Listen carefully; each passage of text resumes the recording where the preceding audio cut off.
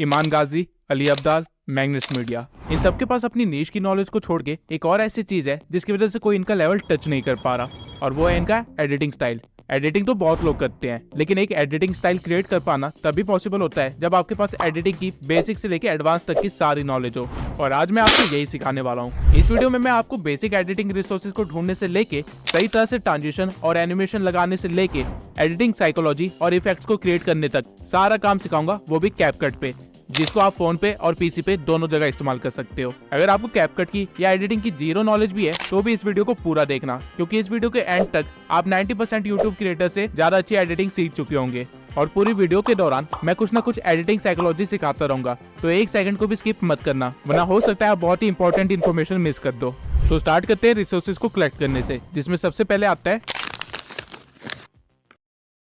जब भी आप किसी एडिट के लिए फुटेजेस कलेक्ट कर रहे होते हो तो उनको हमेशा दो फोल्डर्स में डिवाइड कर दीजिएगा, ए रोल एंड बी रोल। अगर आप फेस कैम वीडियोस बनाते हैं तो आपकी सारी फेस कैम वाली वीडियोस ए रोल में आ जाएगी, और अगर आप बिना फेस शो किए अपनी वीडियोस बनाते हैं तो फिर जो भी आपका डाटा होता है या कटआउट्स होते हैं या फिर न्यूज आउटलेट्स होते हैं जो कि मैक्सिमम टाइम एजुकेशन और फैक्ट चैनल पे शो किए जाते हैं, वो आप ए रोल के अंदर रख सकते हैं, और वहीं पे सारी स्टॉक फुटेजेस आपकी बी रोल में आएगी। अगर कल को आप एक प्रोफेशनल वीडियो एडिटर बनते हैं तो आपके क्लाइंट्स भी आपको इसी तरह फाइल्स भेजेंगे, और इससे आपके काम करने की एफिशिएंसी बढ़ेगी, क्योंकि अब आपको चीजें ढूंढनी नहीं पड़ेगी, वो एक ऑर्गेनाइज्ड वे में रखी होगी। लेकिन ऑर्गेनाइजेशन तो बात की बात है, सबसे बड़ी प्रॉब्लम तो ये आती है कि स्टॉक फुटेजेस कहाँ से ले, वो भी कॉपीराइट फ्री, और प्रीमियम स्टॉक फुटेजेस से वाटरमार्क कैसे रिमूव करे। तो इसका सॉल्यूशन देखते हैं। अब मैं आपको पेक्सल्स या पिक्साबेस से फुटेजेस लेने को नहीं कहूंगा, क्योंकि आपको भी पता है कि इन साइट्स पे ज्यादा अच्छी फुटेजेस नहीं मिलती है। इसकी बजाय आप mixkit.co से वीडियो फुटेजेस ले सकते हैं, वो भी 100% कॉपीराइट फ्री, और यहाँ पे आपको स्टॉक फुटेजेस के साथ साथ बैकग्राउंड म्यूजिक, साउंड इफेक्ट्स और वीडियो टेम्पलेट्स भी मिल जाएंगे।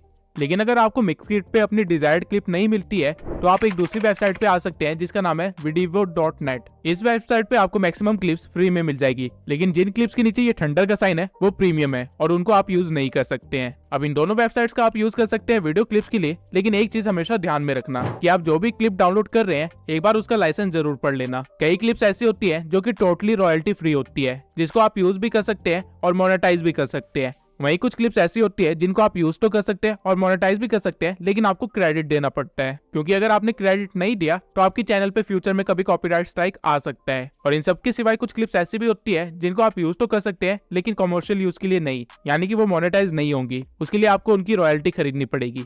लेकिन अगर आप इन सब झंझट में नहीं फंसना चाहते हैं तो एक वेबसाइट ऐसी भी है जो कि stock videos, background music, sound effects का खजाना है, और इसे काफी सारे बड़े बड़े क्रिएटर्स भी इस्तेमाल करते हैं। इस वेबसाइट का नाम है स्टोरीब्लॉक्स। इस वेबसाइट पे आपको एक से एक अच्छी खासी वीडियो क्लिप्स मिल जाएगी, और साथ में कई सारे साउंड इफेक्ट्स और बैकग्राउंड म्यूजिक मिलेंगे जो कि काफी डिफरेंट और काफी यूनिक भी है। लेकिन ये वेबसाइट फ्री नहीं है, आपको पर मंथ एटलीस्ट 2000 पे करने पड़ेंगे इसकी सर्विस के लिए। अगर आपके पास इतने पैसे हैं तो I will really suggest you to buy a subscription, लेकिन ऑब्वियसली क्योंकि आप लोग मेरे सब्सक्राइबर्स हैं तो मैं आपकी जेब से इतने ज्यादा पैसे तो नहीं जाने दूंगा, इसलिए मैंने काफी जुगाड़ करने के बाद अपने नेटवर्क में से एक ऐसा बंदा ढूंढा है जो कि आपको 1500 रुपए में 3 मंथ के लिए स्टोरी ब्लॉग्स का सब्सक्रिप्शन दिला सकता है। अगर आप अपने बिजनेस के लिए पे कर सकते हैं तो मुझे एक ईमेल करिए विद सब्जेक्ट स्टोरी ब्लॉग्स, और पेमेंट के बाद आपको स्टोरी ब्लॉग्स का सब्सक्रिप्शन मिल जाएगा। And I request you all कि प्लीज मुझे फ्री के लिए कोई भी ईमेल मत करना, क्योंकि ये चीज मेरे हाथ में नहीं है। जिस बंदे ने मुझे ये ऑफर दिया है उसने साफ मेंशन किया था कि वो इससे कम डिस्काउंट नहीं दे सकता है किसी भी हालत में, वरना मैं आप लोगों को डायरेक्टली एक्सेस दे देता स्टोरी ब्लॉग्स का। लेकिन अगर आप पे नहीं कर सकते तो निराश होने वाली कोई भी बात नहीं है, क्योंकि इससे भी बेहतर गिफ्ट है मेरे पास आपके लिए, और वो 100% फ्री है। आई स्टॉक, ये भी एक पेड वेबसाइट है जहाँ पे स्टोरी ब्लॉग से भी बेटर क्लिप्स मिलती है।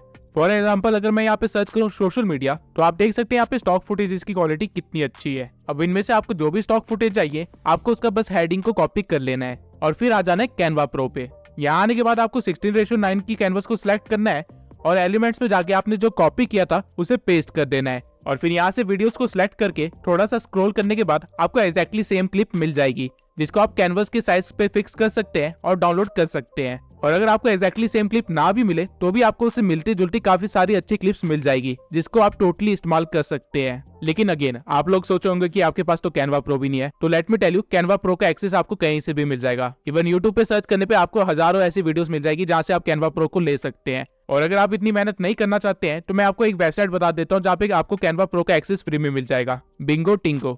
इस वेबसाइट पे आने के बाद आपको हल्का सा स्क्रॉल करना है और यहाँ पे आपको एक टेम्पलेट मिलेगा गेट कैनवा। आपको इस पे क्लिक करना है, जहाँ पे आपको 1 मिनट वेट करना पड़ेगा और फिर आपको कैनवा प्रो मिल जाएगा। अब ये चीज मैं आपको डिटेल में करके नहीं दिखा रहा हूँ क्योंकि यूट्यूब पे इसके लाखों ट्यूटोरियल ऑलरेडी पड़े हुए हैं, तो आपको कैनवा प्रो कहीं से भी मिल जाएगा। बस आपको एक चीज का ध्यान रखना है कि जो भी क्लिप आपने कैनवा से डाउनलोड की होगी उसको 10 सेकंड से ज्यादा इस्तेमाल मत करना, और क्लिप के साथ कोई वॉइस ओवर या हल्की सी एडिटिंग होना बहुत जरूरी है। आप ऐसा नहीं कर सकते कि कैनवा से सारे क्लिप्स को डाउनलोड कर ले और एक चैनल बना दे जहाँ पे आप स्टॉक फुटेजेस डालते हो और उसे मोनेटाइज करवा ले। वो चैनल कभी ना कभी स्ट्राइक की वजह से टेक डाउन हो जाएगा। कैनवा आपको क्लिप्स तो देता है, लेकिन यूज करने के लिए उस पर आपको हल्की सी एडिटिंग तो करनी पड़ेगी। अब चाहे वो वॉइस ओवर के थ्रू या फिर उसके ऊपर कोई ओवरले या टेक्स्ट या कुछ भी हो सकता है, लेकिन प्लेन क्लिप बिल्कुल भी मत डालना। अब बी रोल्स के लिए आपको वीडियो क्लिप्स तो मिल जाएगी, लेकिन हमारा काम सिर्फ वीडियो क्लिप से नहीं होने वाला है। हमें चाहिए, तो इसके लिए आपको आ जाना है एक वेबसाइट पे जिसका नाम है freepik.com। यहाँ पे आपको आइकन्स को सिलेक्ट कर लेना है और लाइसेंस में आप देख सकते हैं कि यहाँ सारे आइकन्स फ्री है और PNG फॉर्मेट में है। यहाँ पे आपको लोगोस के साथ साथ काफी यूजफुल आइकन्स मिल जाएंगे जो कि आप अपनी वीडियो में इस्तेमाल कर सकते हैं। और अगर आप एसेट्स में सिर्फ आइकन को सर्च करें और लाइसेंस में आके फ्री पे क्लिक कर दे तो यहाँ पे आपको कई सारे आइकन पैक्स भी मिल जाएंगे, वो भी टोटली फ्री, जिनको लेटर ऑन आप ग्लोइंग इफेक्ट भी दे सकते हैं और कुछ ऐसा बना सकते हैं। इसके सिवाय अगर आप इमोजीज का यूज करते हो अपनी वीडियोस में तो वो बोरिंग से येलो इमोजीज इस्तेमाल करने की बजाय आप गूगल पे सर्च कर सकते हैं एनिमेटेड इमोजीज, और गिटहब की वेबसाइट पे आने के बाद आपको यहाँ पे मनपसंद इमोजी मिल जाएंगी, वो भी एनिमेटेड फॉर्म में, जो कि एज अ GIF डाउनलोड होगी, वो भी टोटली फ्री। और ये सारी आपकी वीडियो को बोरिंग से काफी ज्यादा एक्साइटिंग बना देगी।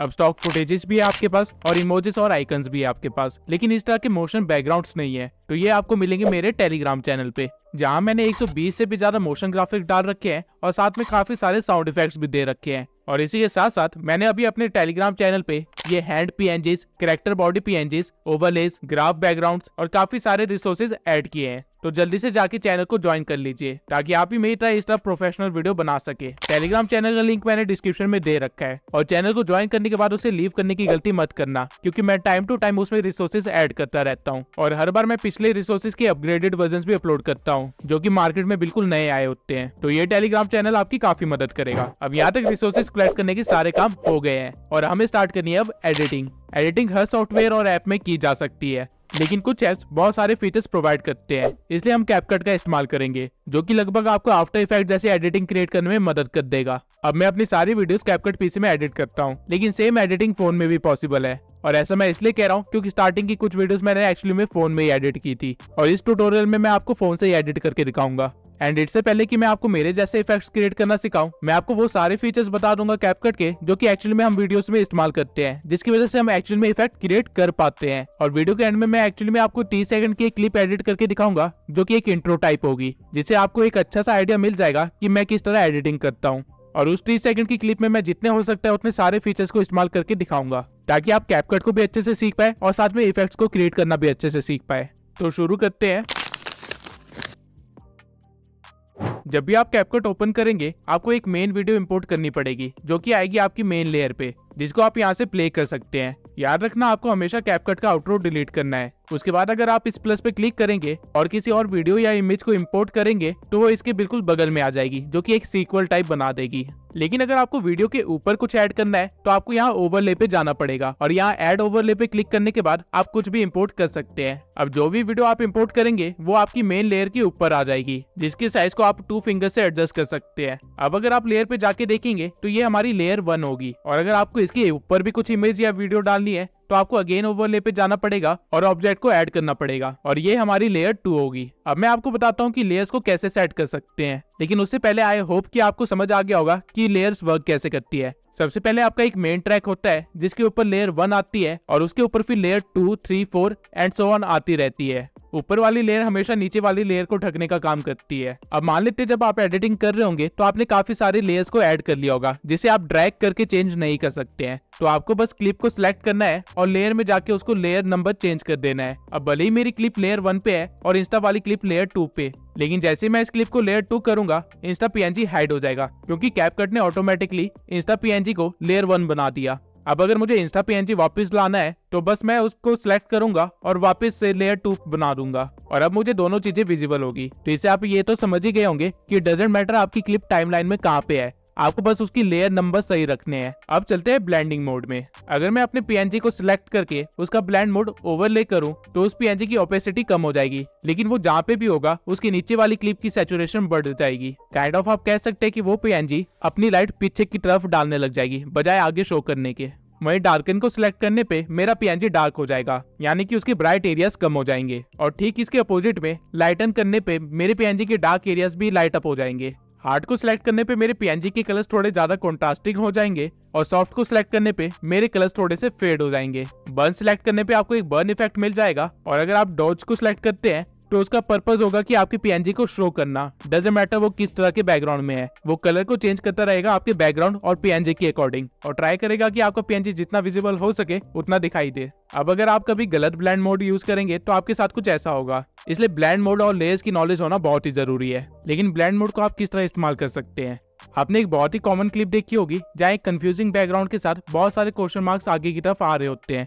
तो एक्चुअली में ये ब्लेंड मोड से ही क्रिएट किया जाता है। आपको बस अपने बैकग्राउंड को इंपोर्ट कर लेना है और फिर ओवरले में जाके क्वेश्चन मार्क वाले क्लिप को ऐड कर लेना है और ब्लेंड मोड में जाके उसकी ब्लेंडिंग मोड चेंज कर देनी है। आप अलग अलग ब्लेंड मोड लगा के देख सकते हैं कि ये किसके साथ परफेक्टली बैठ रहा है। जैसे कि यहाँ पे ओवरले ऐड करने पे इफेक्ट तो अच्छा मिल रहा है, लेकिन मेरे बैकग्राउंड भी डार्क हो रहा है जो कि मुझे नहीं चाहिए। वही फिल्टर में ऐसा कुछ भी नहीं हो रहा है। लाइटन मोड में क्लिप कुछ ज्यादा ही लाइट हो गई है, जिसकी वजह से काफी क्वेश्चन मार्क्स गायब हो गए हैं। और ठीक इसी तरह आप अलग अलग ब्लेंड मोड का इस्तेमाल करके देख सकते हैं। अब सारे ब्लेंड मोड्स ट्राई करने के बाद मुझे फिल्टर बेस्ट लगा इस क्लिप के लिए। आप इस स्लाइडर से इसकी ओपेसिटी भी कम ज्यादा कर सकते हैं और हमारी वीडियो कुछ ऐसी बन जाएगी।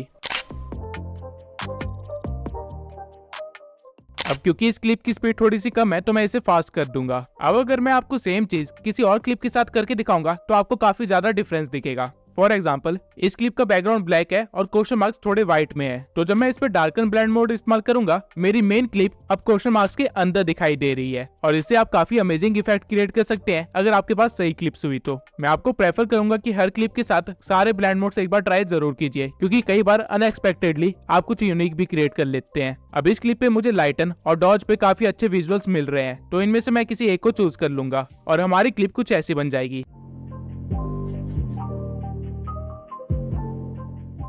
वहीं मेरे पास एक और क्लिप है जिसमें एलिमेंट सिर्फ एक आउटलाइन की तरह है, तो अगर मैं इसके ब्लेंड मोड में जाके अगर बर्न रखता हूं तो आप देख सकते हैं कि कितना यूनिक इफेक्ट क्रिएट हो रहा है। वहीं डॉज में ये काफी सही लुक दे रहा है, तो मैं इसे अप्लाई कर दूंगा और हमारी क्लिप कुछ इस तरह की बन जाएगी।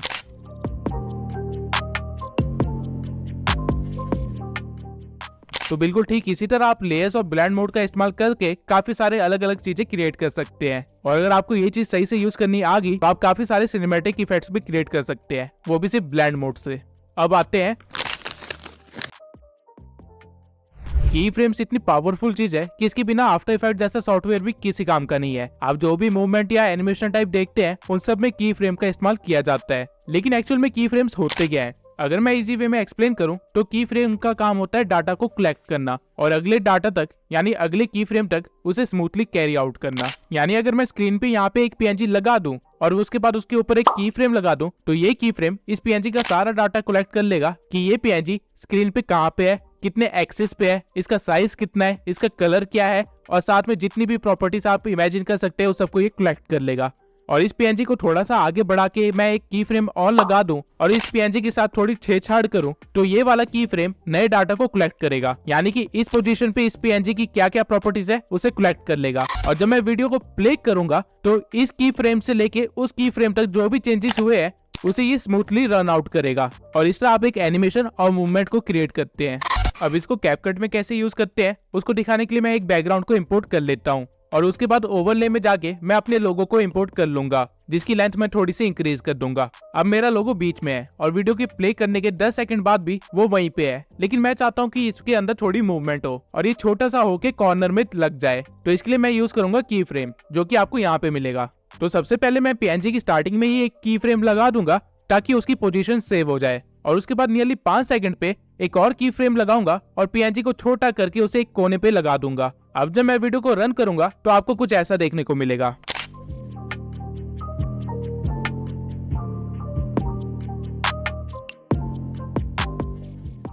अब आपने नोटिस किया कि 5 सेकंड के बाद मेरा पीएनजी वहीं पे रुका रह गया, क्योंकि उसके लिए अब वो की फ्रेम ही ओरिजिनल वैल्यू थी। अब आई होप कि आपको की फ्रेम के बेसिक कॉन्सेप्ट तो समझ आ गए होंगे और इससे आप हजारों और लाखों इफेक्ट्स क्रिएट कर सकते हैं। लेकिन जब आप की फ्रेम को यूज करेंगे तो हो सकता है आप कुछ गलतियां करें और आपका टाइम वेस्ट ना हो, इसलिए मैं कुछ और चीजों को एक्सप्लेन कर देता हूँ। अब इस क्लिप में मान लेते हैं आप चाहते हैं कि पहले आपका लोगो साइड में जाए और फिर एंड में ओरिजिनल पोजीशन पे वापस आ जाए। तो इसके लिए आप क्या करेंगे, आप अपने लोगो को सिलेक्ट करेंगे और उसके एंड में आके एक और की फ्रेम लगा देंगे और फिर अपनी पोजीशन को चेंज करके उसे बीच में रख देंगे जहाँ पे वो स्टार्टिंग में था। और प्ले करने पे आपको कुछ ऐसा दिखेगा। स्टार्टिंग में ये कॉर्नर में जाना स्टार्ट करेगा और 5 सेकंड के बाद वो डायरेक्टली बीच में आना स्टार्ट कर देगा बिना रुके। लेकिन अगर आप चाहते हैं कि ये कोने में जाके कुछ सेकंड के लिए रुके और फिर वापस आ जाए, तो आपको कोने वाले की फ्रेम के पास आना है और उसके कुछ सेकंड की दूरी पे ही एक और की फ्रेम दे देना है और पोजीशन में फर्क ना आए इसलिए लास्ट वाले की फ्रेम को डिलीट कर देना है। अब मैं चाहता हूं कि 5 से लेकर 7 सेकंड तक ये लोगो यहीं पे कोने में बना रहे, तो मैं यहाँ पे एक की फ्रेम डाल दूंगा और उसके बाद लास्ट में आके एक फाइनल की फ्रेम लगा दूंगा और लोगो को दोबारा बीच में ले आऊंगा। अब वीडियो प्ले करने पे हमें कुछ ऐसा इफेक्ट मिलेगा। पहले ये कोने पे जाएगा, फिर वहीं पे रुकेगा और फिर वापस अपनी लोकेशन पे आ जाएगा। अब मैं बताता हूँ कि हमने कितने की फ्रेम्स लगाए। सबसे पहला की फ्रेम हमने अपनी ओरिजिनल लोकेशन को सेव करने के लिए लगाया था। उसके बाद यहाँ पे हमने दूसरा की फ्रेम लगाया जिससे हमारा लोगो कोने में पहुंच गया। तीसरा की फ्रेम हमने कुछ सेकंड्स के बाद लगाया, लेकिन हमने लोगो की प्रॉपर्टीज को चेंज नहीं किया, तो अगर बैक एंड में कोई ट्रांजिशन हुई भी है तो वो विजुअली हमें नहीं दिखाई देगी। लेकिन की फ्रेम लगाने पे उसने डाटा कलेक्ट जरूर किया। और फिर लास्ट में आके मैंने एक और की फ्रेम दिया जहाँ पे मैंने लोगों को उसको ओरिजिनल पोजीशन पे ले आया। अब आई होप आपकी की फ्रेम के सारे बेसिक्स क्लियर हो गए होंगे। अब की फ्रेम से एक छोटा सा एनिमेशन मैं आपको अभी के अभी बना के दिखाता हूँ। तो स्टार्टिंग में मैं अपने लोगो को ऊपर भेज दूंगा और एक की फ्रेम लगा दूंगा। उसके बाद 2 सेकंड की करीब मैं एक दूसरा की फ्रेम लगाऊंगा और अपने लोगो को बीच में ले आऊंगा। अगर आपने किसी पीएनजी या क्लिप पे एक बार की फ्रेम लगा दिया है तो दूसरी बार आपको की फ्रेम लगाने की जरूरत नहीं है। जब भी आप उसकी पोजीशन या प्रॉपर्टीज को चेंज करेंगे तो की फ्रेम अपने आप ही लग जाएगा। अब इस वीडियो में थोड़ा सा और आगे बढ़ने के बाद मैं एक और ओवरले को ऐड करूंगा और उसे भी ऊपर भेज दूंगा और थोड़ा सा आगे बढ़ने के बाद उसे भी बीच में ले आऊंगा। अब जब स्टेप ग्रो का लोगो बीच में आया तो मैं चाहता हूँ कि मेरा लोगो साइड में चला जाए। तो जैसे स्टेप ग्रो का लोगो बीच में आया है, मैं अपने लोगो को सिलेक्ट करूंगा और की फ्रेम लगा के अपने लोगो को एक साइड में रख दूंगा। अब इसे क्या एनिमेशन बनेगी ये देख लेते हैं।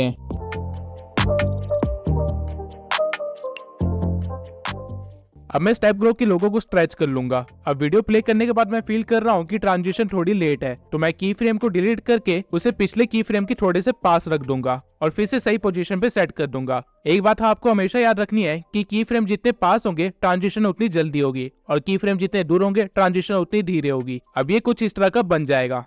अब जो मैंने अपने लोगों के साथ किया है वही मैं स्टेप ग्रो के लोगों के साथ भी करूंगा और एक डीकोडिंग वाईटी का लोगो ऐड कर लूंगा सेम एनिमेशन के साथ। तो इसे मैं थोड़ा सा फास्ट फॉरवर्ड कर देता हूँ। अब आपकी फाइनल ट्रांजिशन कुछ ऐसी दिखेगी।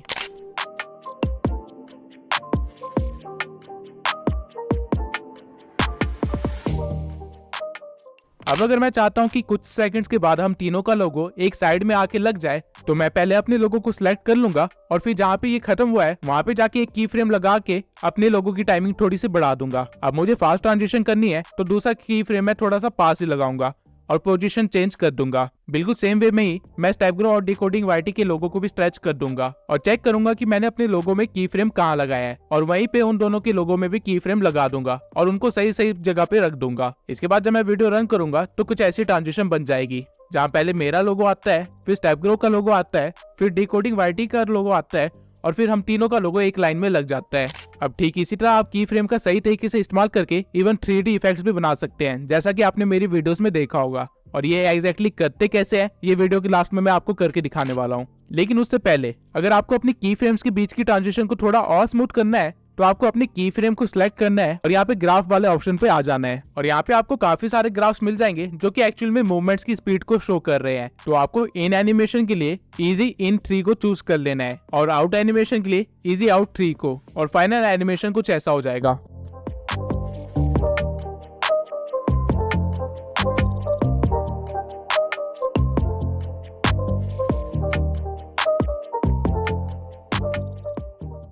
अब अगर आपने नोटिस किया तो टाइमलाइन पे मेरी क्लिप रेड कलर की शो हो रही है, लेकिन वही स्क्रीन पे मेरी क्लिप व्हाइट कलर की शो हो रही है। तो ऐसा मैंने कैसे किया?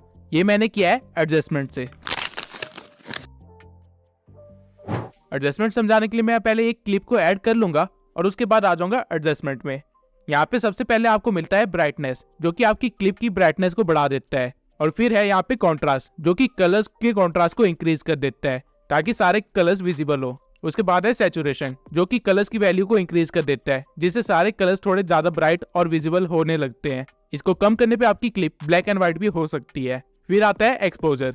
ये भी ब्राइटनेस बढ़ाने का काम करता है, लेकिन एक बैलेंस्ड वे में, जैसे कि सनलाइट ही पड़ रही हो।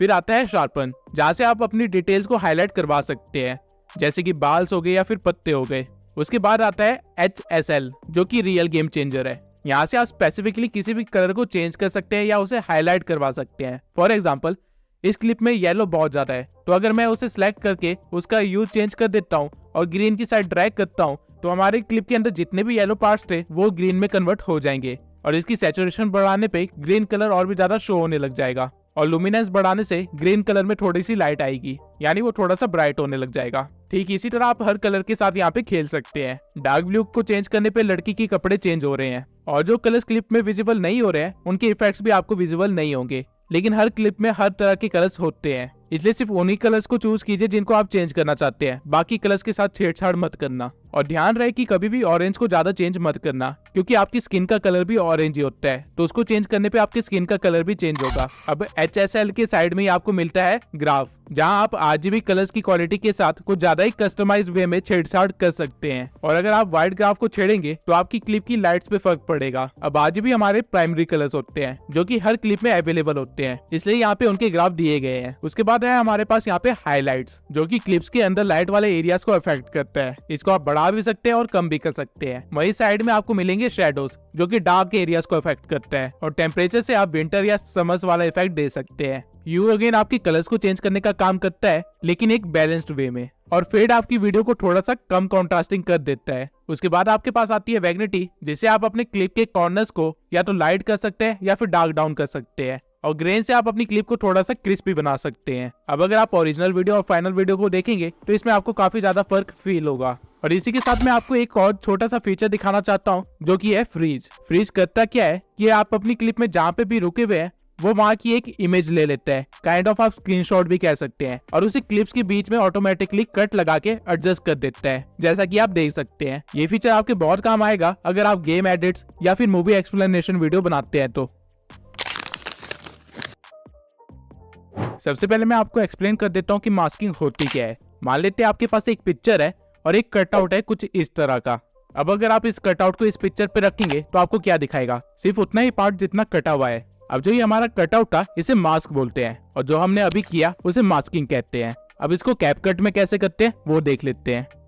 सबसे पहले हम एक बैकग्राउंड ले लेंगे और फिर जाएंगे मास्क में। यहाँ आपको तरह तरह के मास्क मिल जाएंगे, और जिस भी मास्क को आप चूज करेंगे उसका कटआउट आपके पास आ जाएगा। अब मैं स्टार को जहां मर्जी घुमाऊं, स्टार के नीचे का एरिया यानी कि हमारा बैकग्राउंड हमें विजिबल होगा। और अगर आप नीचे इस एरो को हल्का सा खींचेंगे तो इसका फेदर इंक्रीज हो जाएगा, यानी आपके स्टार्स के कॉर्नर्स थोड़े फेड होने लग जाएंगे और थोड़े से एक्सपेंड होंगे, जिससे आपको कुछ ऐसा मिलेगा। सेम वे में आप अलग अलग मास्क को यूज कर सकते हैं, और आप अपने मास्क के साइज को भी चेंज कर सकते हैं। और यही अगर आप मिरर या सर्कल के मास्क के फेदर्स को हल्का सा इंक्रीज करेंगे तो आपको काफी सारे अच्छे इफेक्ट्स मिल जाएंगे। और इन सारे मास्क में हॉरिजॉन्टल मास्क सबसे ज्यादा यूज किया जाता है। अब मैं मास्क का इस्तेमाल करके आपको एक एनिमेशन बना के दिखाता हूँ। तो सबसे पहले मैं अपने बैकग्राउंड को इंपोर्ट कर लूंगा और फिर अपने लोगो को इंपोर्ट करूंगा। अब मैं चाहता हूँ कि मेरा PNG कुछ सेकंड्स के बाद स्क्रीन पे आए, तो मैं स्टार्टिंग के कुछ सेकंड्स के बाद अपने PNG को लगा दूंगा जहां वो एकदम से शो होगा। लेकिन अगर मैं इसे रन करूं तो आप देख सकते हैं ये कितने प्लेन वे में शो हो रहा है, जो कि बहुत ही बेकार एनिमेशन बनेगी। तो मैं अपने बैकग्राउंड को चूज करूंगा और यहाँ मास्क में आ जाऊंगा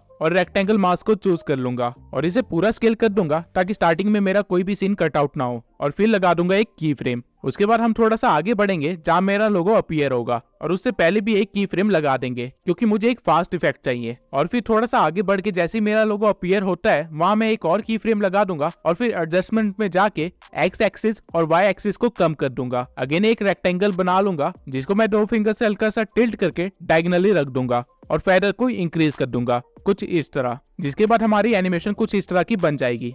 पहले नॉर्मली एक बैकग्राउंड चलता है, फिर एक फास्ट इफेक्ट के साथ मेरा लोगो अपीयर होगा।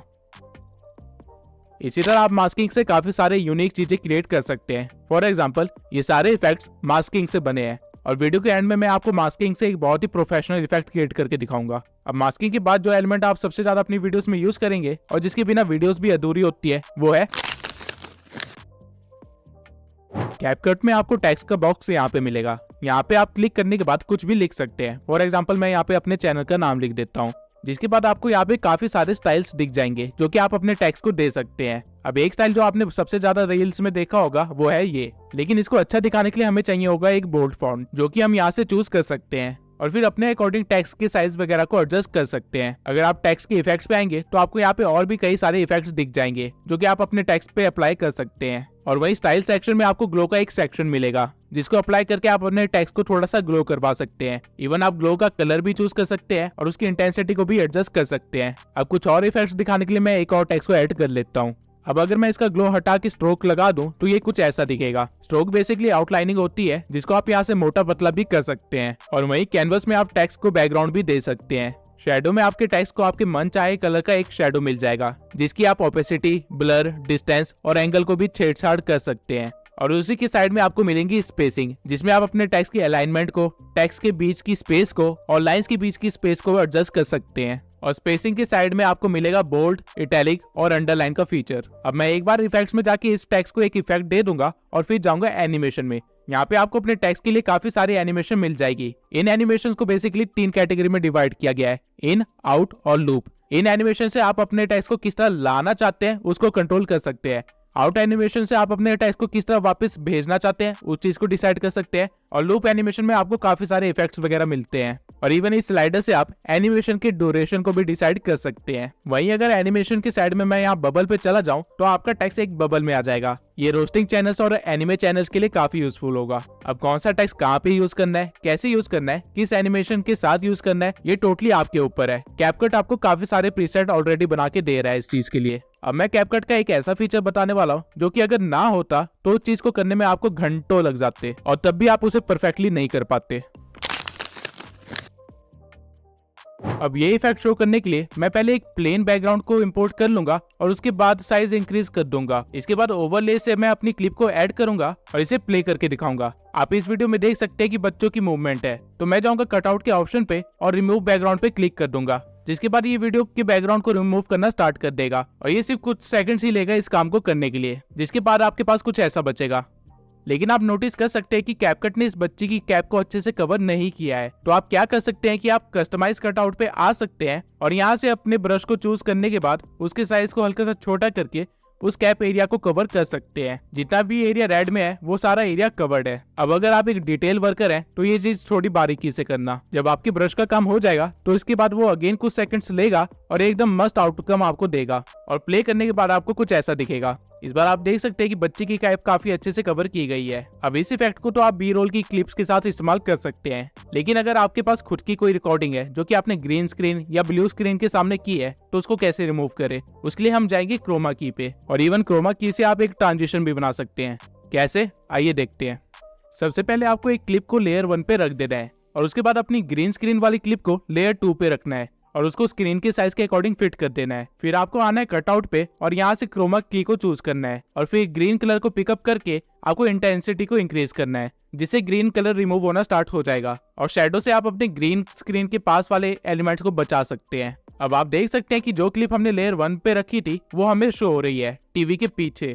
अब आप चाहें तो लेयर 1 की क्लिप की साइज के साथ खेल सकते हैं और उसे परफेक्टली फिट बैठवा सकते हैं और रन करने पे ये काफी अच्छा इफेक्ट बन गया है। अब इससे आप ट्रांजिशन कैसे बना सकते हैं वो देखते हैं। पहले आपको अपनी ग्रीन स्क्रीन को चूज कर लेना है और फिर की फ्रेम देना है। उसके बाद थोड़ा सा आगे बढ़ के आपको एक और की फ्रेम देना है और ग्रीन स्क्रीन के साइज को इतना बड़ा कर लेना है कि वो आपके पूरे कैनवस को कवर कर ले। और फिर आपको सेम काम लेयर 1 वाली क्लिप के साथ करना है। सही सही जगह पे की फ्रेम देके आपको इसके साइज को भी बढ़ा देना है, जिसके बाद अगर आप वीडियो को प्ले करेंगे तो आपको कुछ ऐसा जूम इन वाला ट्रांजिशन मिलेगा।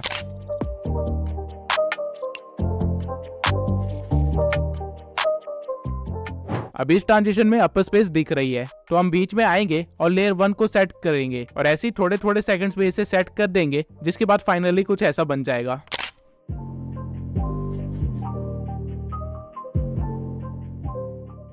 अब कैपकट की जितने भी बेसिक फीचर्स थे जो कि इफेक्ट्स क्रिएट करने में काम आते हैं, उनके बेसिक्स और इन्फॉर्मेशन मैंने आपको दे दी है। अब हम कुछ ऐसे इफेक्ट्स क्रिएट करेंगे जो कि आपने मेरी वीडियोस में बहुत ज्यादा देखा होगा, और साथ ही में मैं आपको अपनी वीडियो का कुछ हिस्सा बना के दिखाऊंगा एज अ सैंपल। आपने इस तरह की काफी रील्स देखी होंगी जहाँ डांस स्टेप्स या म्यूजिक बीट के साथ कैमरा भी हिलता है, लेकिन ये क्रिएट कैसे करते हैं आइए देखते हैं। सबसे पहले मैं एक बैकग्राउंड क्लिप को ऐड कर लूंगा जहाँ पे एक बंदा ब्रेक डांस कर रहा है। अब आप देख सकते हैं कि कैमरा की मूवमेंट बहुत ही कम है और हमारे डांसर की मूवमेंट काफी ज्यादा। तो इसे रील जैसे बनाने के लिए हम जाएंगे कैमरा ट्रैकिंग पे और यहाँ पे फेस को चूज करके हम स्टार्ट ट्रैकिंग पे क्लिक कर देंगे। जिसके बाद कैपकट ये ट्राई करेगा कि हर टाइम वो बंदे के फेस को स्क्रीन के बीच में रखे और इस चीज के लिए वो हमारे कैमरा को बार बार शिफ्ट करेगा और स्केलिंग वगैरह के साथ भी थोड़ा छेड़छाड़ करेगा। आप बैकग्राउंड में देख सकते हैं कि आपकी क्लिप के साथ क्या हो रहा है। ये कुछ सेकंड्स का टाइम लेगा और आपको एंड में रिजल्ट कुछ ऐसा देगा। अब आप देख सकते हैं कि उसने बैकग्राउंड को कितना ज्यादा हिलाया है और क्योंकि मेरा ब्लर कैनवस ऑन है इसलिए बैकग्राउंड ब्लैक नहीं दिख रहा है, लेकिन ऐसे तो हमारी वीडियो खराब हो जाएगी। तो इसे बचाने के लिए आप क्या कर सकते हैं कि आप फिट कैनवस को ऑन कर सकते हैं, जिससे आपकी क्लिप थोड़ी सी क्रॉप तो हो जाएगी लेकिन काम हो जाएगा। अब एक चीज आपको हमेशा ध्यान में रखना है, अगर आप ऐसी कोई वीडियो शूट कर रहे हैं तो आपको हमेशा उसे वाइड एंगल में शूट करना है, ताकि अगर वीडियो को बाद में क्रॉप करना भी पड़े तो भी आपकी मूवमेंट छुपे ना। अब आप देख सकते हैं कि हमारी कैमरा की मूवमेंट कितनी ज्यादा हो गई है और वो हमारे कैरेक्टर की मूवमेंट से भी मैच हो रही है। अब इसे थोड़ा सा और प्रोफेशनल बनाने के लिए हम जाएंगे इफेक्ट्स में और वीडियो इफेक्ट्स में जाके वाइब्रेशन फ्लैश को चूज कर लेंगे और इसकी स्पीड और ग्लो को थोड़ा सा बढ़ा देंगे, रेंज को थोड़ा सा कम कर देंगे और इसी वीडियो की स्टार्टिंग में लाके पूरी वीडियो पे स्ट्रेच कर देंगे और हमारे पास कुछ ऐसा क्रिएट हो जाएगा।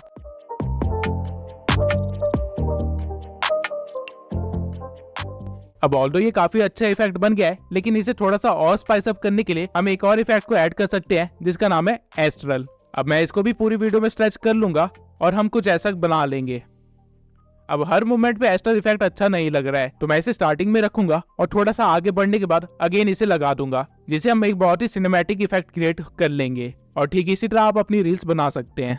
अब कैपकट इफेक्ट्स, एनिमेशन और ट्रांजिशन से भरा हुआ है और इसी वजह से ये ऐप इतना फेमस भी है। और अगर आप इन चीजों को सही तरीके से इस्तेमाल करते हैं तो आप आफ्टर इफेक्ट जैसी एडिटिंग सिर्फ कैपकट से कर सकते हैं, लेकिन एक ही वीडियो में ये सारी चीजें बताना इम्पॉसिबल है। इसलिए मैं चाहता हूँ कि आप लोग अभी जाके मुझे इंस्टा पे फॉलो कर ले, क्योंकि मैं बहुत ही जल्दी इंस्टा पे एडिटिंग ट्यूटोरियल्स देने वाला हूँ जहाँ मैं आपको सारे फेमस इफेक्ट्स क्रिएट करना सिखाऊंगा और साथ ही काफी सारे हिडन इफेक्ट्स के बारे में भी बताऊंगा, जिससे आप अपनी वीडियोस को काफी ज्यादा सिनेमैटिक बना सकते हैं। इस वीडियो के अपलोड होने के 5 से 6 दिन बाद मैं इंस्टा पे एक्टिव हो जाऊंगा। अब रील्स तो आप लोग बना लेंगे, लेकिन मेरे जैसे इस इफेक्ट को कैसे क्रिएट करेंगे, चलिए एक बार इसे भी देख लेते हैं।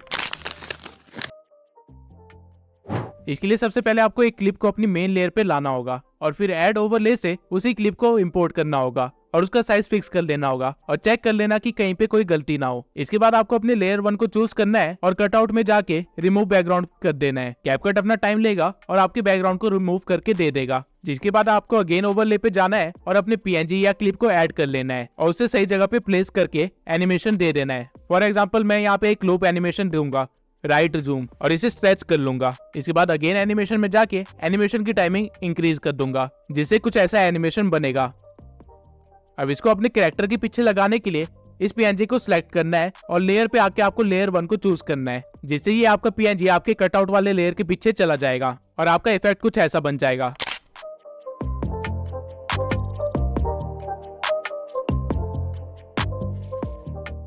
अब ऑल्दो ये काफी अच्छा इफेक्ट बन गया है, लेकिन इसमें थोड़ा सा और वीडियो इफेक्ट देके इसे हम और इंटरेस्टिंग बना सकते हैं। आपको इफेक्ट्स में आके एज ग्लो को चूज कर लेना है और ऑब्जेक्ट में जाके अपने पीएनजी वाले ओवरले पे डाल देना है और इसे स्ट्रेच कर देना है। अब अगर हमारा पीएनजी ग्लो कर रहा है तो हमारा बैकग्राउंड थोड़ा सा डार्क होना चाहिए, तभी एक अच्छा कॉन्ट्रास्ट बन पाएगा। तो इसके लिए हम दोबारा जाएंगे वीडियो इफेक्ट्स पे और यहाँ से स्मार्ट शार्प को चूज कर लेंगे और इसे भी स्ट्रेच कर लेंगे, जिसके बाद हमारी फाइनल क्लिप कुछ ऐसी बनेगी।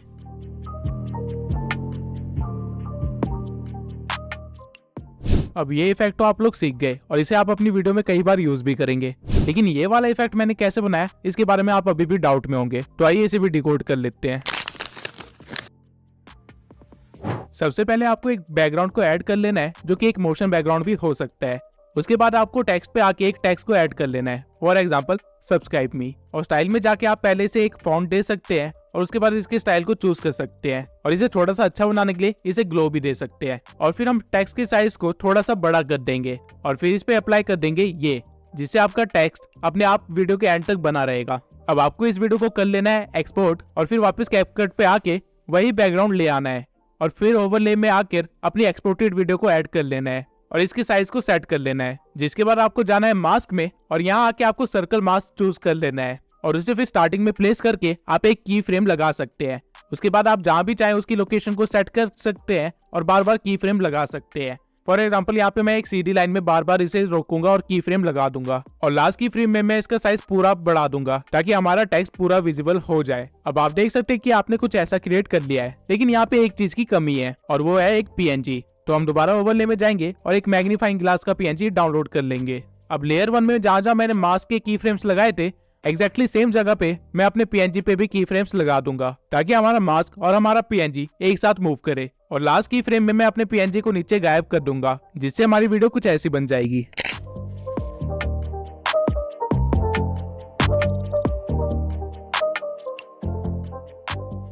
अब इन सारी की फ्रेम्स की ट्रांजिशन को स्मूथ करने के लिए मैं इनके ग्राफ में जाऊंगा और इजी आउट 3 अप्लाई कर दूंगा। ये आप अपने दोनों लेयर्स के साथ कर सकते हैं और एंड में ये एक काफी स्मूथ ट्रांजिशन बन जाएगा।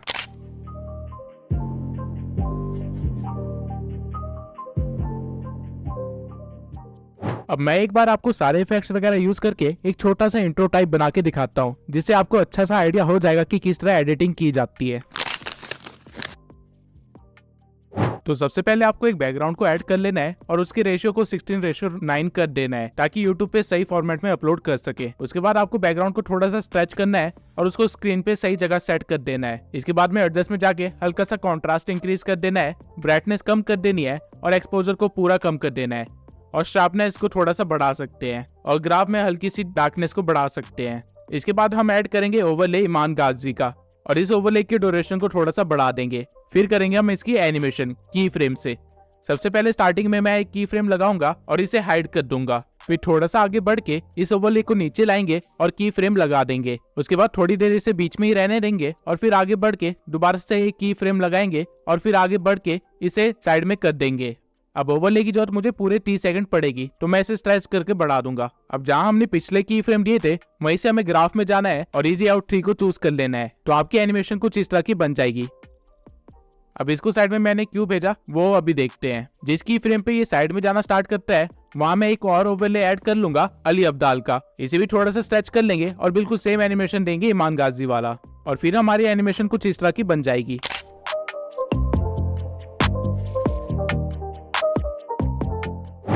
अब जहां से अली अब्दाल साइड में जाना स्टार्ट करता है वहां हम एक और ओवरले ऐड करेंगे और मैग्नेट्स मीडिया के लोगों को ऐड कर लेंगे, और इसके साथ भी हम सेम सीन करेंगे। अब हमारी फाइनल एनिमेशन कुछ इस तरह की होगी, जहाँ एक के बाद एक 3 लोगोस आते हैं और बीच में थोड़ी देर के लिए रुकते हैं। अब ये थोड़ी देर बीच में रुके क्यों थे? क्योंकि यहाँ पे हमें टेक्स्ट ऐड करना है, तो हम जाएंगे टेक्स्ट पे और ईमान गाजी लिख देंगे और एक बोल्ड फॉन्ट चूज कर लेंगे और फिर इसे स्टाइल में जाके हल्का सा ग्लो दे देंगे और इसकी इंटेंसिटी को थोड़ा सा कम कर दूंगा। इसके बाद मैं एनिमेशन में जाऊंगा और इन एनिमेशन में जाके ग्लिच एनिमेशन दे दूंगा और इसकी ड्यूरेशन को थोड़ा और कम कर दूंगा, और फिर आउट एनिमेशन में जाके अगेन मैं ग्लिच को चूज करूंगा और उसकी ड्यूरेशन को भी कम कर दूंगा, और उसके बाद बाहर आके टाइमलाइन में मैं टेक्स्ट की ड्यूरेशन को कम कर दूंगा, जिसके बाद हमें कुछ ऐसा देखने को मिलेगा। अब सेम चीज मैं अली अब्दाल और मैग्नेट्स मीडिया के साथ भी करूंगा और एंड में हमारे पास कुछ ऐसा क्रिएट हो जाएगा।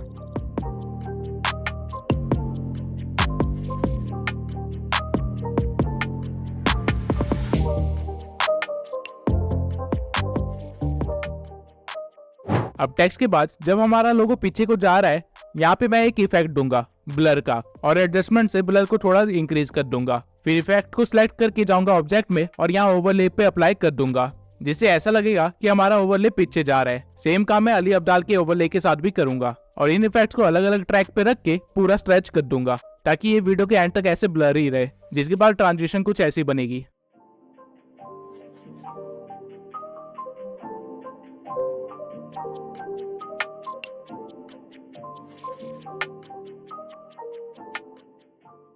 अब ये तो था नॉर्मल सा फोकस इफेक्ट, लेकिन अब अगर हमें चाहिए कि हम इसे 3D में कन्वर्ट करें तो वो कैसे करेंगे? तो इसलिए आपको मैग्नेट मीडिया के टेक्स्ट से थोड़ा सा आगे आना है और अपने बैकग्राउंड को जूम कर लेना है, काफी ज्यादा। पूरा जूम नहीं करना है लेकिन काफी ज्यादा जरूर करना है, और फिर एक की फ्रेम लगा देना है। अब जहाँ आपने की फ्रेम लगाया है वहीं पे आपको सारे ओवरलेस पे भी की फ्रेम लगा देना है ताकि ट्रांजिशन में कोई फर्क ना आए। उसके बाद फिर से आपको मेन बैकग्राउंड को सिलेक्ट करना है और थोड़ा सा आगे बढ़ के एक और की फ्रेम दे देना है और अपने बैकग्राउंड को जूम आउट कर लेना है। फिर सेम जगह पे आपको सारे ओवरलेस पे की फ्रेम देना है और उनके साइज को छोटा करना है। अब मैग्नेट्स मीडिया ने काफी ज्यादा स्पेस ले रखी है, तो सबसे पहले मैं इसे ही छोटा करूंगा और फिर इसके अकॉर्डिंग मैं बाकी 2 ओवरलेस को भी छोटा करके इनके पीछे रख दूंगा। अब एक बार प्ले करके देखते हैं कि हमने क्या क्रिएट किया है।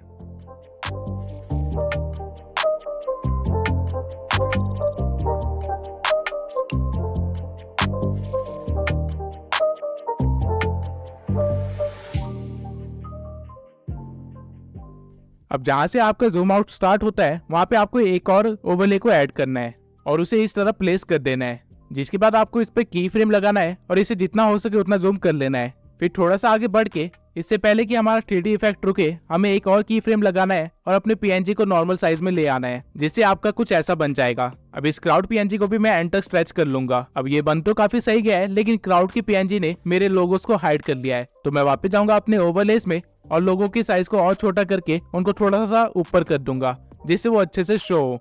अब एक बार दोबारा से प्ले करके देखते हैं।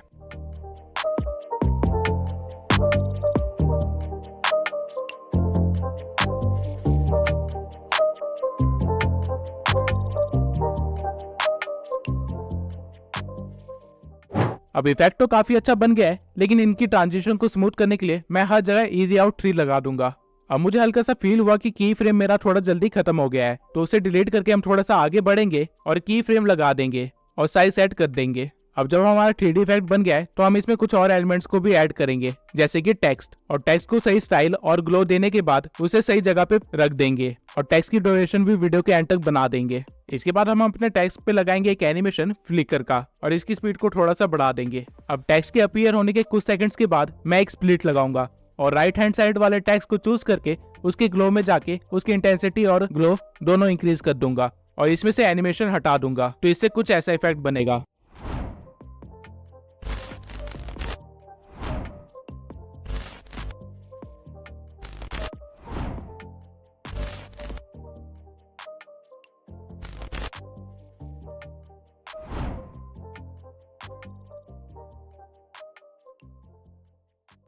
अब इसको थोड़ा और अच्छा करने के लिए आप अपने क्राउड वाले PNG को चूज कर सकते हैं और एडजस्ट में जाके उसकी सैचुरेशन -50 कर सकते हैं, और फिर जब टेक्स्ट का फ्लिकर बंद हो तो वहां पे एक स्प्लिट लगा सकते हैं और सैचुरेशन को दोबारा से बढ़ा सकते हैं, जिससे कुछ ऐसा बन जाएगा।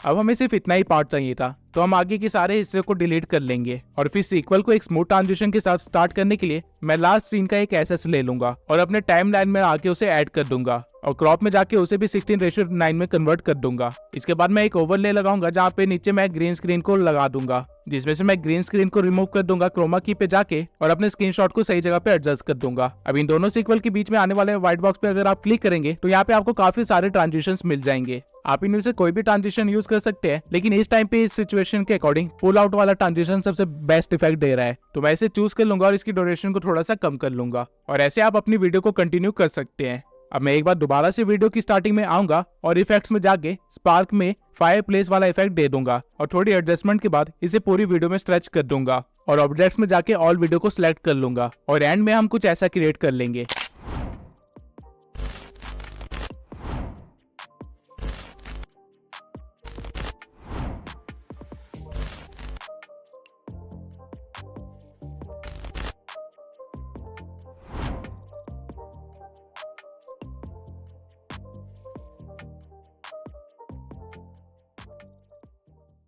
अब आपने एडिटिंग के बेसिक से लेके काफी अमेजिंग इफेक्ट्स बनाने तक का काफी कुछ सीख लिया है, लेकिन ये कैसे पता चलेगा कि कहाँ पे क्या सीन क्रिएट करना है, या फिर कुछ नया और अनोखा कैसे क्रिएट करे, या फिर खुद का एडिटिंग स्टाइल कैसे क्रिएट करे जैसे कि बड़े क्रिएटर्स ने किया है। तो मैं आपको बताता हूँ कि एक एडिटर की साइकोलॉजी क्या होती है। अगर आप एक न्यू एडिटर है जिससे ज्यादा कुछ एडिटिंग का नहीं आता है, तो बजाय इसके कि आप टाइम पे एडिट कंप्लीट करें, आपको ये देखना चाहिए कि आप क्या क्या नए इफेक्ट्स क्रिएट कर सकते हैं और किस तरह उन इफेक्ट्स को अपनी वीडियो में इस्तेमाल कर सकते हैं। मैंने जिस एडिटिंग के साथ ये चैनल स्टार्ट किया था वो मैंने सिर्फ 7 दिन में ही सीखा था, और ये इसलिए पॉसिबल हो पाया था क्योंकि जब मैं अपनी वॉइस ओवर को सुन रहा था तो मैं दिमाग में एक वीडियो क्रिएट कर रहा था जहाँ मैं इमेजिन कर रहा था कि वॉइस ओवर के इस पार्ट पे कुछ इस तरह के सीन आएंगे। अब ऑल्दो मुझे नहीं पता था कि वो सीन्स कैसे क्रिएट करते हैं और ना ही मेरे अंदर एडिटिंग स्किल्स थी, लेकिन स्टिल मैं अपनी इमेजिनेशन पे लिमिटेशन नहीं लगाता था। और होता ये था कि जब मैं एडिटिंग करने बैठता था तो मुझे वो सीन क्रिएट करने ही होते थे, डजंट मैटर मुझे कितना टाइम लगे।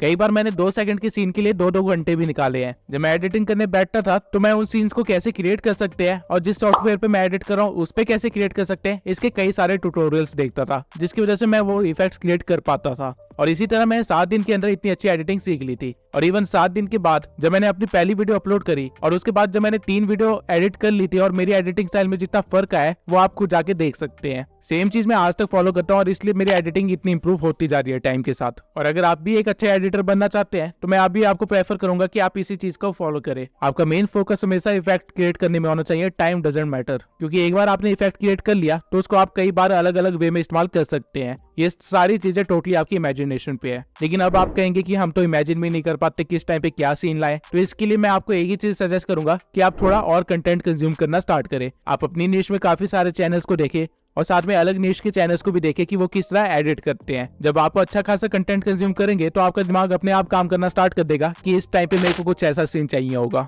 और फिर आपको बस उसको क्रिएट करना होगा। और अगर आप कोई चीज इमेजिन कर सकते हैं तो उसे क्रिएट भी कर सकते हैं। अपनी इमेजिनेशन पे गलती से भी लिमिटेशन मत लगाना ये सोच के कि मुझे नहीं आता क्रिएट करना या फिर मेरे पास तो ये सॉफ्टवेयर ही नहीं है। आपको बस इतना देखना है कि आप वो चीज सोच सकते हैं या नहीं, क्रिएशन हो जाएगी। अब खुद का एडिटिंग स्टाइल कैसे क्रिएट करें, तो सबसे पहले तो ये पता होना चाहिए कि एक एडिटिंग स्टाइल होता क्या है। एडिटिंग स्टाइल बेसिकली इफेक्ट्स के एक थीम को फॉलो करना होता है। फॉर एग्जांपल अली अब्दाल अपने एडिटिंग स्टाइल में पेपर फोल्ड का इस्तेमाल करता है। उसके सारे टेक्स्ट या पीएनजी पेपर फोल्डिंग या अनफोल्डिंग इफेक्ट के साथ आते हैं। वहीं ईमान गाजी ने रिसेंटली अपना एडिटिंग स्टाइल चेंज किया है और उसने 2D मोशन ग्राफिक्स का इस्तेमाल करना स्टार्ट कर दिया है, जहां वो ए रोल एंड बी रोल का इस्तेमाल करता है और बी रोल में वो 2D मोशन ग्राफिक्स दिखाता है। और वहीं मैग्नस मीडिया का एडिटिंग स्टाइल है 3D कैमरा ट्रैकिंग, जहां वो स्मूथ ट्रांजिशन करता है अपने कैमरा ट्रैकिंग से और उसकी पूरी वीडियो इसी तरह चलती रहती है। सेम वे में आप भी अपना एक एडिटिंग स्टाइल क्रिएट कर सकते हैं। अपना खुद का एडिटिंग स्टाइल क्रिएट करने के लिए आपको बस ये देखना है कि आप किन चीजों का सबसे ज्यादा इस्तेमाल करते हैं अपनी वीडियोस में। हर वीडियो में एटलीस्ट ये चीजें तो इस्तेमाल होती है, A roll, B roll, text, transition, background and PNGs. तो अगर आप इन चीजों के लिए कोई इफेक्ट क्रिएट कर सकते हैं या फिर खुद एक्सपेरिमेंट करके या फिर 3-4 लोगों क्रिएटर्स को देख के उनका कुछ मिक्स करके बना सकते हैं, तो आप खुद का एडिटिंग स्टाइल भी बना सकते हैं। अब ये एक काफी लंबा प्रोसीजर है और मुझे भी 15 से ज्यादा वीडियोस लगी अपनी एडिटिंग स्टाइल को चेंज करने में, और अभी भी मैं अपने एडिटिंग स्टाइल को क्रिएट करने में लगा हुआ हूँ। तो इसमें आपको जल्दबाजी करने की कोई जरूरत नहीं है, क्योंकि एडिटिंग एक लर्निंग प्रोसेस है। आप कभी भी एडिटिंग को ये नहीं कह सकते कि मैंने पूरी एडिटिंग सीख ली है, क्योंकि जब भी आपको लगेगा आपको सब कुछ आता है, आपको और कई सारे इफेक्ट्स, ट्रांजिशन और सॉफ्टवेयर वगैरह मिल जाएंगे जो कि आपको इस्तेमाल करने नहीं आते होंगे। अब आई होप ये वीडियो देखने के बाद आप एक नूब एडिटर से प्रो एडिटर तो बन ही गए होंगे। और मैंने ट्राई किया है कि मैं जितना ज्यादा हो सके उतनी सारी चीजें कवर कर सकूं, लेकिन एक वीडियो में हर चीज कवर नहीं की जा सकती है। और अगर आपको लग रहा है मैंने अपने एडिटिंग स्टाइल को ज्यादा डिकोड नहीं किया है, तो आप थ्राइव ट्यूबर के चैनल को देख सकते हैं। उन्होंने मेरे एडिटिंग स्टाइल पे काफी सारी वीडियोस बनाई है और वो काफी यूजफुल भी है। तो अब आ जाते हैं वीडियो के सबसे अवेटेड पार्ट के लिए, जो की है गिव अवे। तो पिछले गिव अवे का विनर जिसने हमारे से एक बोया माइक जीता है वो है सिंपल ग्रो 1। तो मैं सिंपल ग्रो 1 से रिक्वेस्ट करूंगा कि वो मुझे इंस्टा पे अपना एड्रेस भेज दे ताकि मैं उनको माइक डिलीवर कर सकूं। और इस वीडियो के गिव अवे में मैं आपको देने वाला हूं ब्लूटूथ ईयरबड्स। गिव अवे में पार्टिसिपेट करने के लिए आपको बस चैनल को सब्सक्राइब करना है और एक अच्छा सा कमेंट लिख के छोड़ देना है। विनर अगली वीडियो में अनाउंस होगा। आई होप ये वीडियो आपके लिए काफी यूजफुल रही होगी, और अगर एक्चुअल में ये आपके लिए यूजफुल थी तो मैं आपके रिव्यूज जरूर जानना चाहूंगा। मिलते हैं अगली वीडियो में।